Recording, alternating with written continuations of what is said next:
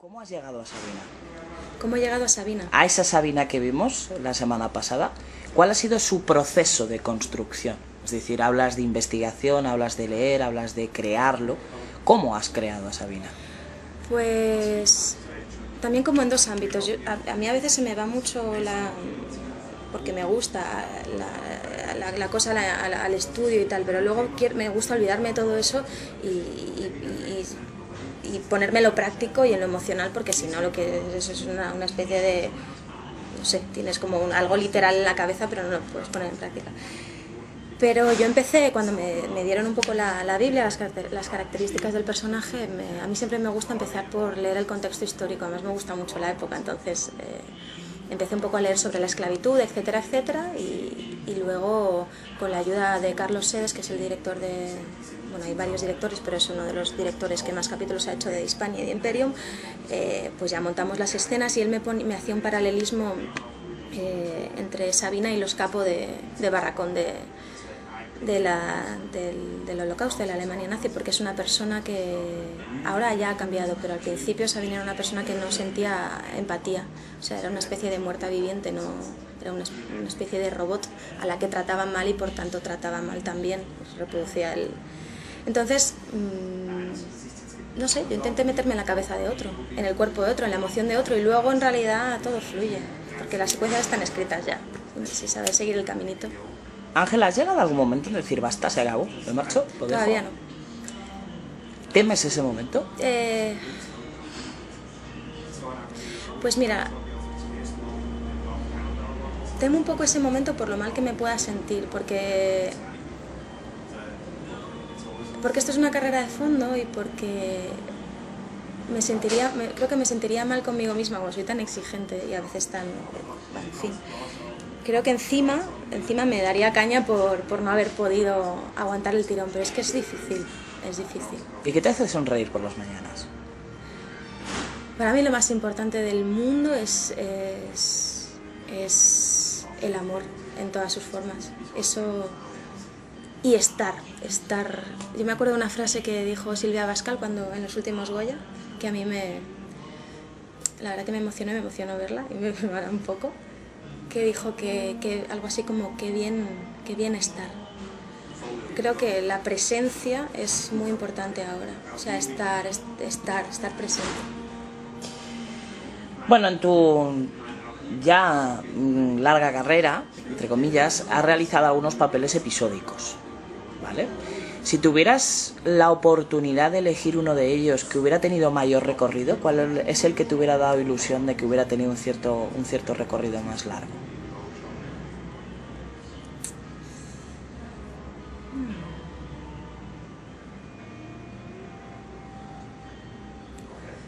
Pues por ejemplo, cuando hice Gran Reserva, que hice dos personajes, hice como de gemela de mí misma, que fue súper gracioso, me hubiera gustado poder desarrollar más a la gemela, que estuvo un par de episodios, pero luego esa trama acabó, porque además yo estaba ya haciendo otra cosa.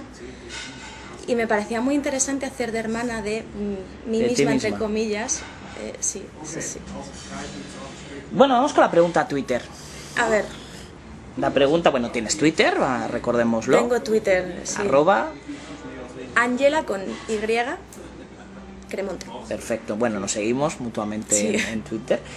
Pero vamos a intentar, entre comillas, hacer magia. Si tuvieras la oportunidad de mandarle un tuit a la Ángela de hace 5 años, ¿qué le dirías? Le diría que disfrutara y que confiara en ella y que siguiera su corazón y que se cortara la cabeza. Eso es lo que le diría. Y si tuvieras la oportunidad de hacerle una pregunta, o sea, de mandarte un tuit y hacerte una pregunta a la Ángela de dentro de un año, tal día como hoy, ¿qué le preguntarías? Aparte de cuándo comenzamos la segunda temporada de Imperium, ¿no? Le preguntaría si está segura de haber hecho todo lo posible por ser feliz. ¿Serías capaz de definirme en una palabra lo que te voy a decir? Vamos a intentarlo. Venga. Mónica. En nuestra cocina. Ostras, me acabas de dejar en shock. ¿Tengo que definirlo en una palabra? Sí. Bueno, te dejaremos en un tuit, va. Réplica, escuela de teatro. Cabaret. Sale el número 5. José Luis Sanz, un gran profesor. Comedias cómicas en el Corral de Comedias 2007. Una experiencia increíble en el Corral de Comedias de Alcalá de Henares. Phineas. Este me cuesta más, paso. Paso palabra. Paso palabra. Toys. Toys. Un musical en inglés, idioma que me encanta. Leslie. Leslie, una niña muy feliz. Cervantes Circus. Cervantes Circus.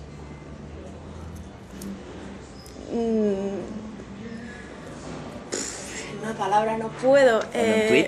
En un tuit.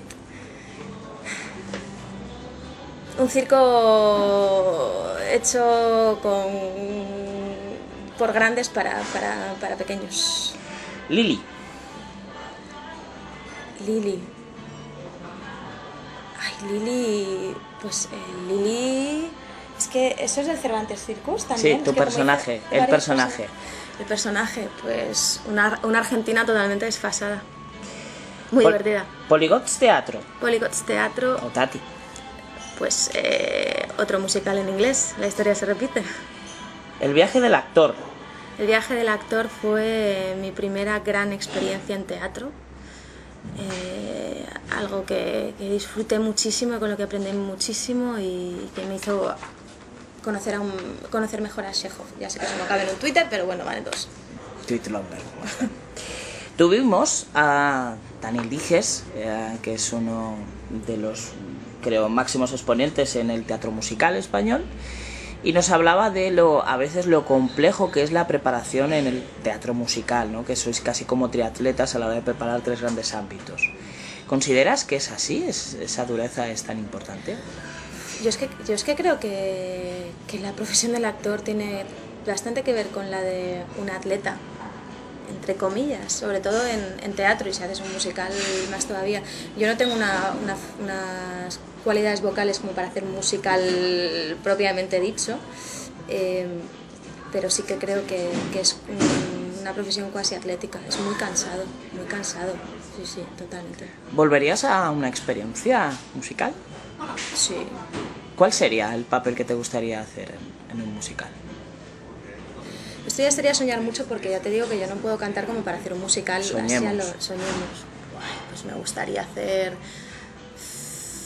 un papel de época seguramente, no sé, ¿Un imperio una reina, llevado? sí, una reina Margot, por ejemplo, algo así. Maravilloso.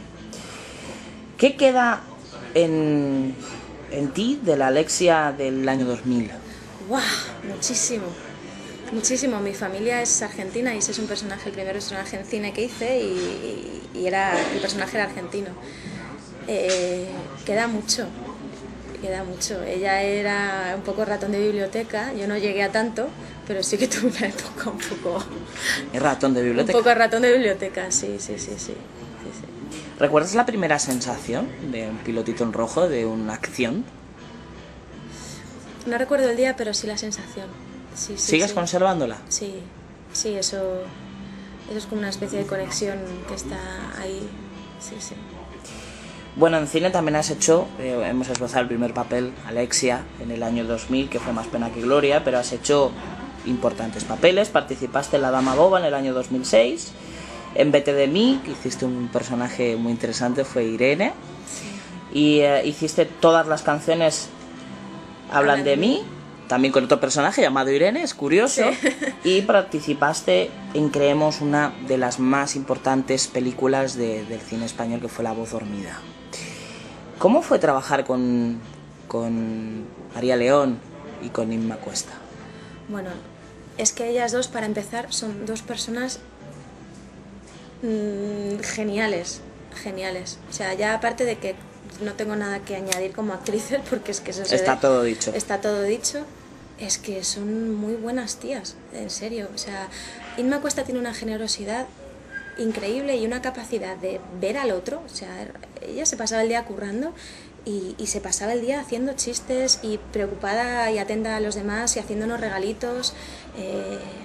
Y María León también, o sea, con una no sé, como con unas ganas de verdad de trabajar en equipo que,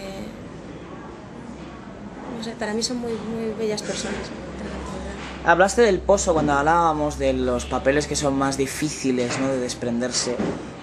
Elvira, ¿qué ha supuesto para ti, personalmente ese personaje? Pues la verdad es que algo bastante fuerte, porque Elvira fue una persona, más allá de que luego en la novela de La voz dormida y en la peli es un personaje ficcionado, está realmente basado en la historia real. Ella existió, a ella le pasaron todas esas cosas, entonces era como una responsabilidad muy grande y muy bonita. Aprendí mucho porque Benito nos dio muchísimos dosieres, vimos entrevistas con las presas, de hecho las vimos directamente algunas, o sea, fue una experiencia muy enriquecedora más allá de lo laboral, evidentemente. Y no sé, yo siempre quise estar a la altura de ella. No sé si... No sé, como que creo que cada una de las actrices teníamos una conexión muy especial con el personaje que estábamos haciendo porque sabíamos que ese personaje había vivido. Volvemos a recurrir a Fernando Tejero. Él nos habló en su carrera de que tiene una espinita clavada. Él participó en Los lunes al sol y hay una escena que él menciona tener con Bardem, Javier, que bueno, por razones de metraje tuvo que ser eliminada, pero la recuerda por su intensidad, con un cariño tremendo, ¿no? En tu caso, en tu trayectoria cinematográfica, ¿hay alguna escena que tú recuerdes que por razones de montaje o de metraje no aparece y que te hubiera gustado que apareciera? ¿En cine o en televisión? En cine o en televisión. Hay muchas, porque yo normalmente he hecho personajes secundarios, entonces hay muchas secuencias que han eliminado por motivos que yo respeto. Pero por ejemplo en La voz dormida se grabaron 2 finales y hubo una pequeña secuencia del final que no se al final no se montó, que me hubiera gustado ver, porque fue muy intensa. Y luego en televisión me pasa mucho. En Imperio, en el capítulo 1 de Imperio me pasó, o sea, la muerte de Fabio, me acuerdo que fue para mí y creo que para otros también bastante difícil de rodar, y de hecho en el making of creo que hay más planos, y luego cuando la vi en el capítulo dije, pero ¿qué ha pasado aquí? ¿qué ha pasado aquí? Me imagino que habrá una razón para haber hecho eso, lo espero, pero sí que es como... Lo que pasa es que forma parte del juego, me imagino. Faceta televisiva. Vamos avanzando a través de tus melodías de la caja de música. Has participado en La vida de Rita, en Cuestión de sexo, con el papel de Ana, en Impares. Anita, es curioso la similitud que hay entre los nombres de tus personajes. Es verdad. Una gran escuela que fue Los hombres de Paco, Sí. Tremenda escuela. Gran reserva, que has hablado de esa dualidad de Paloma y Carlota. Pero nos vamos a quedar con lo más actual, que es lo que tenemos que apoyar ahora, que es ese personaje de Sabina. Una de las, digamos, pegas, si me permites la expresión, que dicen que, bueno, que España es como, que Imperium es como, bueno, como una continuación, como una segunda temporada de Hispania, y nada más lejos de la realidad. Hay personajes que son comunes, pero hay otras tramas, ¿no? Me gustaría que llevaras la contraria, entre comillas, a esa afirmación. ¿Qué tiene de especial? ¿Qué va a tener de diferente Imperium que la haga diferente de Hispania?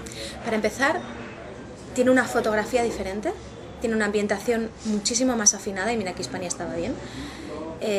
Realmente creo que nos metemos en un mundo romano. Creo que tú has estudiado historia, yo no, pero o no tanta, pero lo que me transmite es realmente es que el ambiente está muy bien creado. Tiene otro ritmo, es mucho más rápido, y creo que los personajes están mucho más...